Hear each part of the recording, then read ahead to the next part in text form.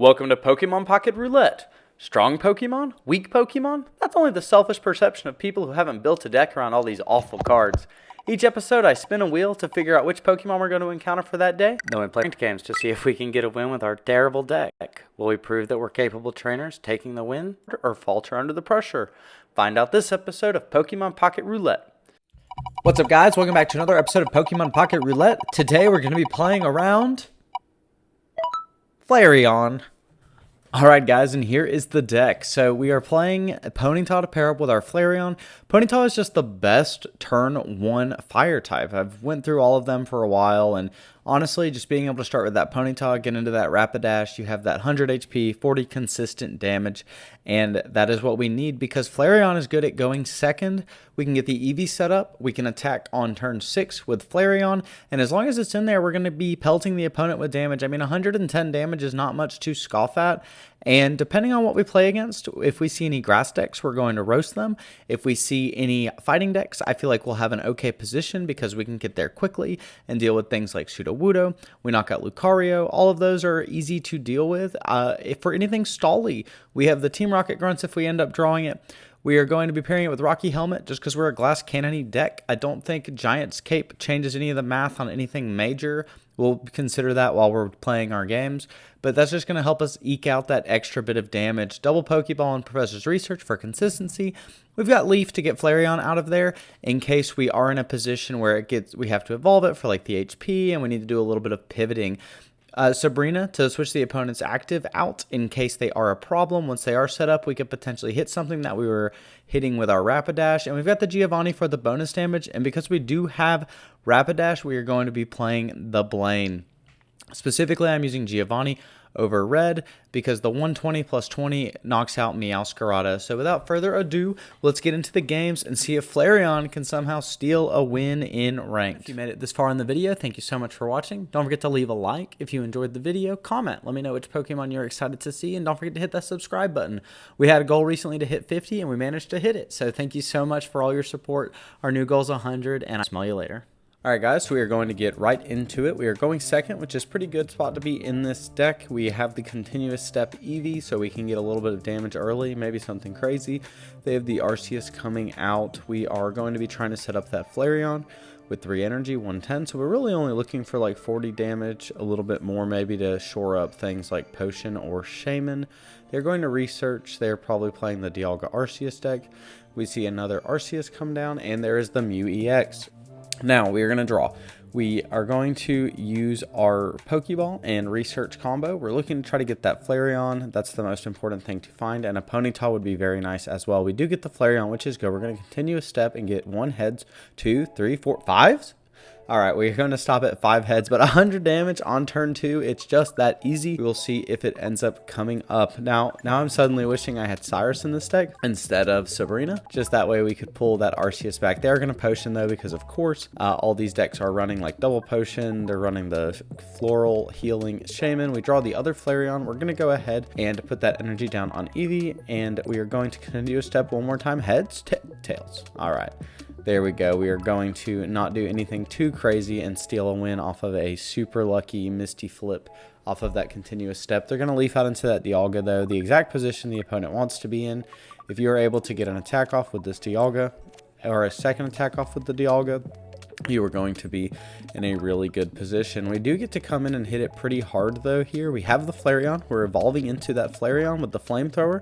We're going to deal 110 plus weakness, so 130 damage. So we've done a lot of damage this game, but will we be able to shore it up? They are going to have to retreat out here, but they decide to Dawn actually. They Dawn up the energy from the Arceus. They equip with the Dialga. They knock our Flareon out, and we only have Eevee with nothing else set up. We'd like to see Ponyta, which we do see. We are going to throw it down. I'm trying to figure out the exact best course of action here. I could do the Eevee the coin flip, or I can just go with the Flare on the Ponyta, guaranteeing that Dialga knockout, but we don't really have a way to deal with any of the other Pokemon in the back if we do that. So we are going to leaf out so we can save that energy, pull Eevee back, throw in the Ponyta and attack, knocking out that Dialga. We have Rapidash in hand, which is a good 40 damage. I'm always torn on the 1 or 2 energy Rapidash, but the point of this one is to be able to attack solidly pretty consistently on turn 3, so we don't want to be behind the energy when that happens. They throw the Mew out. They are going to put that energy on the Arceus. They're just using Mew as a wall. Maybe they're playing the Expeditious Retreat. They will Pokeball, grabbing the Ponyta, and we'll grab Ponyta, and then we'll Rapidash, pulling him out. We have a Blaine in our deck. We could maybe do something with that, but really we're just hoping to put our opponent in a situation where they accidentally throw out that Arceus, but it seems unlikely that that is the case. So we're going to Fire Main, hitting that Mew EX. Beautiful card art. I have this one personally. It's very nice, and they are going to have the Leaf, because of course they have the Leaf. They always have the Leaf. And that Arceus EX is going to come down. They're going to knock us out, but we still have a chance.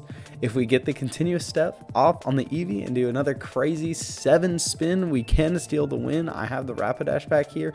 We're going to throw that energy down on the Eevee. What if they miss? Continuous step, heads? Tails. Okay, nothing too crazy coming from there. The flipping in the beginning not mattering nearly so much. All right, and we're in that next game. We are going to be going second. They have the Ponyta. We have Ponyta, and they are leading with Cyclizar. I'm not really familiar with any decks that Cyclizar is in, so I'm curious to see how this goes. They do research, they do Pokeball, and now we are going to see they have the Fire Energy, so I'm thinking, I don't know, is this some weird kind of like Charizard brew? But we do see the Chimchar come down, so now we know we're playing against Monferno, Infernape, and we do Pokeball for that Eevee. We will use the Professor's Research to draw 2. We see Ponyta, which is pretty good with the Rapidashes in hand. We'll attack with the Flare.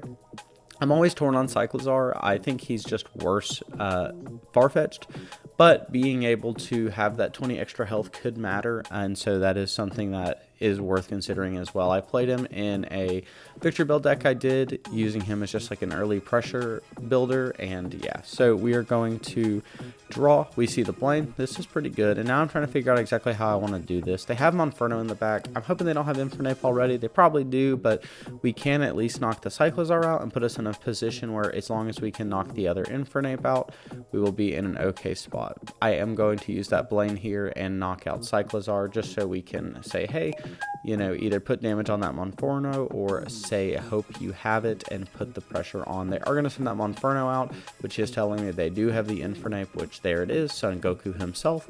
He is going to throw the Fire Energy on it and will attack with that Flare Blitz. 140 damage, very powerful, knocking out our Rapidash. We send our Ponyta in.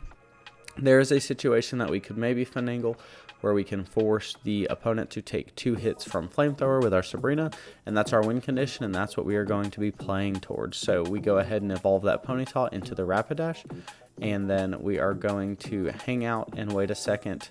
They can't attack this turn, so we are just trying to make sure we don't lose the tempo on the Flareon. They will have Cyclizar come out, so they're going to be putting that Infernape on the bench, the Iono, getting rid of our hand. We want to see Flareon. There he is. And we see the Sabrina once again. So our game plan is still intact. Now that I see this Chimchar come down, we're in a position where as long as they don't have Monferno Infernape, we could probably be okay.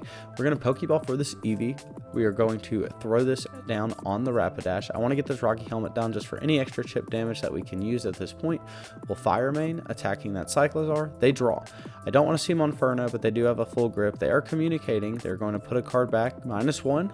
Is it going to help them out? And they have Monferno, which that's okay as long as they don't have the Infernape EX as well. Our game plan is still intact. They double potion though, which tells me that, you know, it's unlikely that that last card in hand is Infernape, but it very much could be. They did commit a lot all of a sudden, but double potion there to keep Cyclizar alive is like maybe they don't have the Infernape. So they're going to go, they draw, they put their extra energy on Infernape. We don't have to worry about it getting stacked too high because it has to discard all its energy while it's there. We are going to draw. We have our Eevee set up on the bench now with the Flareon on next turn, and we can knock this Cyclizar out with Fire Main. So we are in a position where we could do something. If they send Infernape out and attack, we can attack with Flareon, then we can Sabrina it back in, or we can Sabrina out this Monferno, but they'd have the second Infernape EX. So it looks like that is going to be the game for us because they have the extra energy on the Infernape. There's no situation where we have like a free turn like we had before because they did have that 1 turn of energy on it. So we could continue a step. It really is the only way to win this game, but I want to see Flareon, I want to see Flamethrower, I want to use the card, and we will attack with Flamethrower. And yeah, that's unfortunately going to be the game. They're going to use that free retreat out into the other Infernape, send it out, and attack with Flare Blitz. Things are not looking good for the Flareon deck, but I do believe, that Flamethrower 110, if we get it going second, will be all right. We are going first, which is unfortunate. But we do see the Ponyta in hand, and they send out Giratina, and they are playing Psychic Giratina, which means this is probably Mewtwo Giratina, and we are in for a struggle. We're going to Pokeball for that Ponyta, research, drawing our Rocky Helmet and our Blaine, get the other Ponyta set up. We need to see our Rapidash so we can kind of get some pressure going on the opponent, but they just go so fast. Going second with when you were actually playing the Psychic Energy on Giratina is very good. We're going to throw our energy down on this Eevee because I don't think the math changes anything right now, and I want to just start getting that Flareon set up because they will be able to attack us, and we don't want to be behind in energy to deal 20 damage because that 110 is going to be much more significant. Basically what I'm trying to do here is I'm hoping that the opponent doesn't have another basic Pokemon so we can knock the Giratina out and steal a win without him playing a second card. These 18 trainer decks, or the 17 trainer decks, are sometimes susceptible to it, but we did see the Pokeball, so we do know they have something in hand. They use that Bellow plus their energy application, and we are going to throw our Rocky Helmet down for that game plan. We know something else will probably come down here, but if they don't have Cape and they attack into us, there's the Mewtwo EX. If they don't have Cape, they research and attack into us, they will take 40 damage on the crackback, and most people don't know that Flareon deals 110 damage. So they're going to pull out the second Giratina, so we are going to be struggling through these giant behemoths. They knock our Ponyta out though, and we are going to be able to send in our Eevee. Next turn we are going to evolve into our Flareon after a Pot of Greed, of course. We see the Eevee, we see the Rocky Helmet, we have Flareon out, and we are going to Flamethrower for 110 damage, knocking out this Giratina. So thank goodness they didn't have Cape.